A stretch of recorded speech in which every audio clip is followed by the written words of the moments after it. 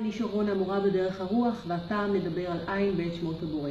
עין בית שמות הבורא הם בעצם 72 צירופים המצויים בשירת הים. אלו 72 שמות המוצפנים בשירת הים, וכל אחד ואחד מהם מייצג כוח בריאה. כוח עצום שבעצם בחזקת הבורא, אך מגולב גם בנו. בכולנו, כל הצירופים, אולם עלינו ללמוד להפעיל אותם על מנת שהם יהפכו להיות על מנת שהם יתממשו בחיינו הלכה למעשה. הצירופים נכונים לכל תחום בחיים שלנו.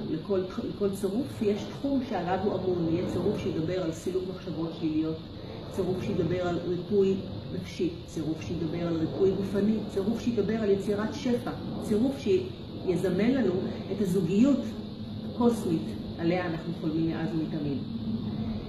איך מפעילים את הצירופים האלה ועל כמה צירופים נבחרים נדבר בסרטון הבא.